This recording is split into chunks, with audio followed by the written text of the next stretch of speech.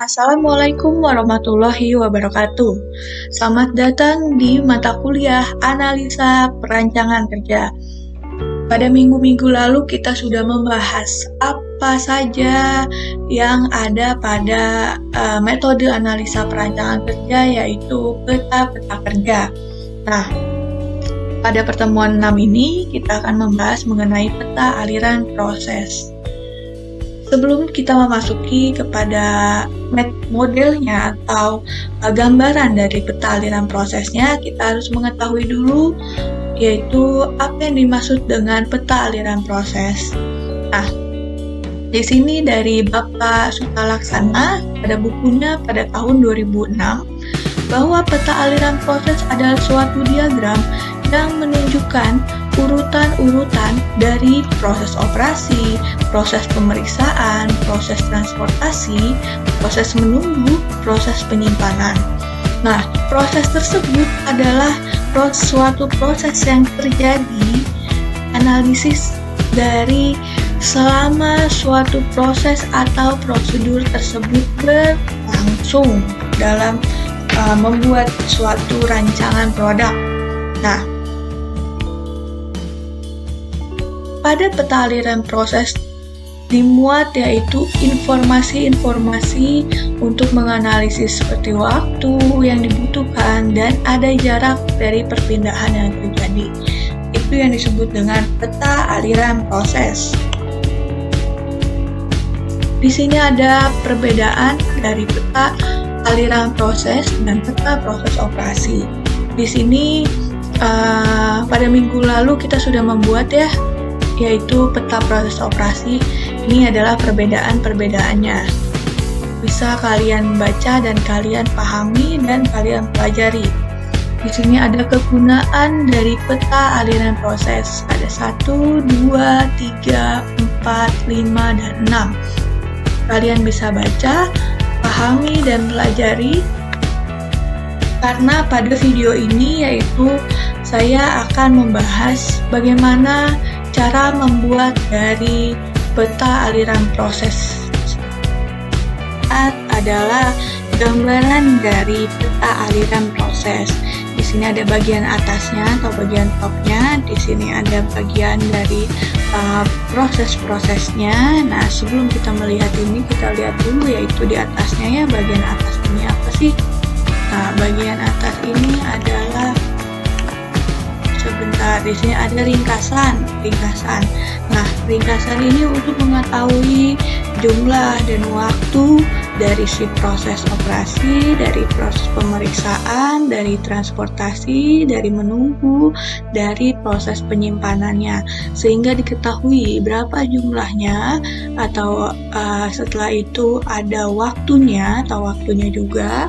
Nah, sehingga didapatkan dari jumlah total untuk mengetahui pekerjaan KL01. Nah, pekerjaan KL01 ini dilihat dari mana? Dilihat dari peta proses operasi. Minggu lalu sudah kita buat masing-masing mahasiswa sudah membuat peta proses operasi. Nah, di sini kita lihat peta proses operasinya.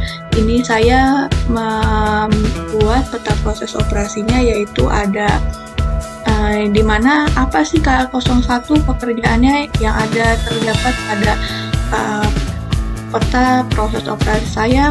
KL01 itu untuk mengetahui dudukan proses untuk pembuatan dudukan. Nah, dudukan untuk apa? Untuk kursi jok santai. Pekerjaan yang saya buat adalah kursi jok santai. Nah, kita lihat di sini KL01 untuk kode, hanya untuk kode kita mengetahui KL01 dia memproses dudukan. Ini ada KL02, KL02 untuk mengetahui proses pembuatan sandaran dan lain sebagainya, seperti itu. Nah, pada peta aliran proses ini kita membuat satu persatu pada setiap departemennya. Kita melihat di sini ada KL01 sampai dengan assembling 3 dan dibawa ke ruang pemeriksaan. Nah, dengan meja pemeriksaan. Seperti itu. Nah,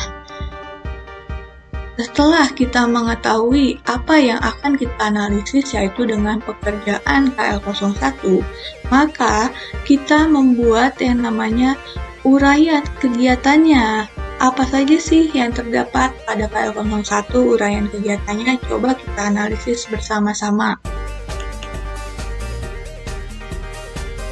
Di sini apa saja? Di sini sebentar ya. KL01. Tentunya sebelum diukur, dia ditaruh dulu ke gudang, yaitu gudang bahan baku ya. Nah, dari gudang bahan baku dia dibawa ke ruang pengukuran. KL01 dibawa ke ruang pengukuran. Coba kita lihat ya. Berarti kita masukkan atau kita tuliskan di sini di uraian kegiatan. Uraian kegiatannya adalah KL01 dibawa dari gudang bahan baku ke ruang pengukuran. Nah, setelah itu kita analisis lagi nih. Analisis lagi. Oh, setelah dia dibawa ke ruang pengukuran, dia diukur dengan meteran. Kita tulis lagi di bawahnya, KL01 diukur dengan menggunakan meteran. Setelah diukur menggunakan meteran, dia dibawa kepada gudang atau dibawa ke departemen pemotongan. Berarti KL01 dibawa dari ruang pengukuran ke ruang pemotongan. Kita tulis lagi di bawahnya. Setelah diukur dengan menggunakan meteran, KL01 dibawa dari gudang pengukuran ke ruang pemotongan. Nah, setelah itu prosesnya apa? Prosesnya adalah dengan menggunakan mesin potong. KL01 dipotong menggunakan mesin potong. Dan seterusnya kita analisis ya, di KL01 tersebut. Nah, sampai tadi ya sudah diukur, dipotong, terus dia dilubangi, dibawa ke ruang pelubangan, terus dilubangi dengan mesin bor dari lubang, terus habis itu dimasukin ke ruang penghalusan, dihaluskan. Setelah itu dibawa ke ruang assembling 1. Itu semua kita analisis dan kita tulis di sini di uraian kegiatannya. Sampai dengan proses akhirnya adalah setelah dihaluskan dibawa ke ruang assembling 1. Kita lihat ya, nih assembling di rak ya.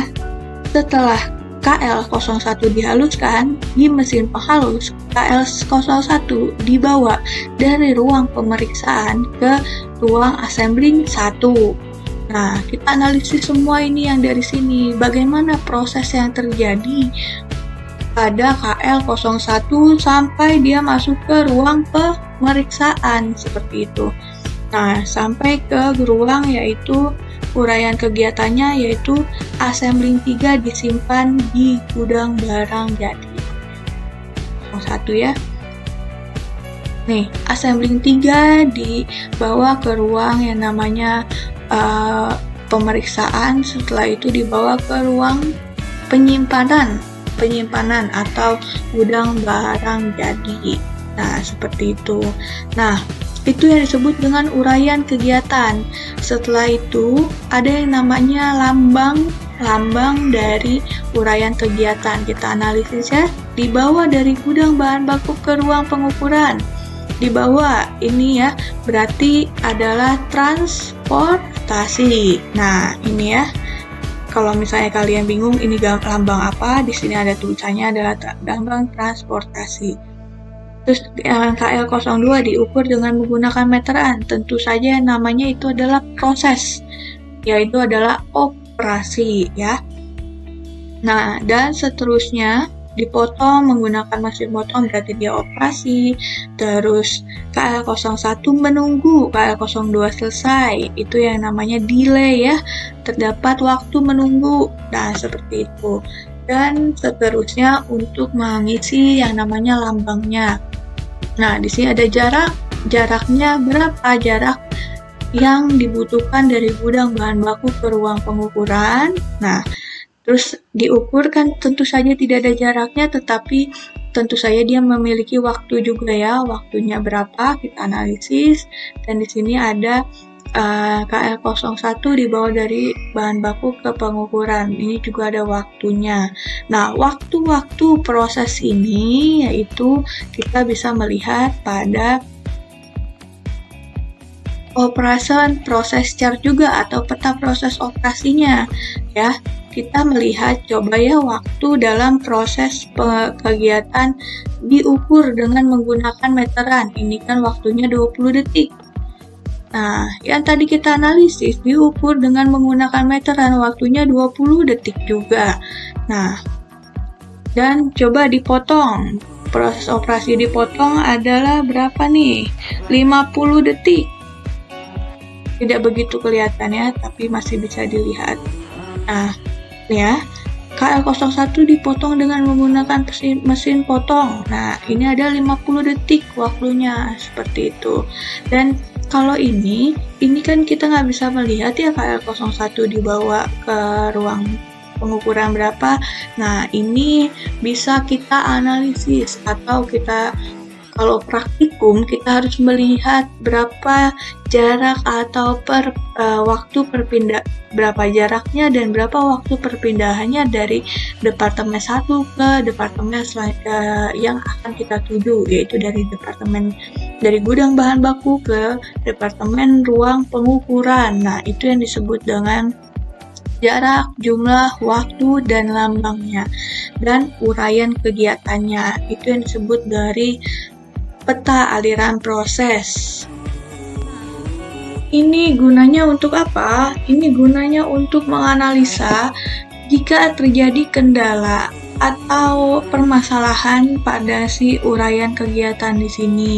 Nah, di sini kita catat apa kendalanya, di mana, dan kapan, siapa, dan bagaimana, seperti itu. Sehingga kita bisa memberi catatan permasalahannya. Nah, tindakan apa yang harus kita perbaiki dalam kendala tersebut. Nah, ini adalah berfungsi untuk si pekerja dalam melakukan pekerjaannya sehingga meminimasi yang namanya kecelakaan kerja atau proses-proses yang sebenarnya tidak terlalu dibutuhkan dalam melakukan suatu proses pemindahan atau suatu proses operasi atau proses-proses yang ada pada uraian kegiatannya. Nah, itu yang disebut dengan peta aliran proses. Cukup sekian dari saya. Terima kasih. Wassalamualaikum warahmatullahi wabarakatuh.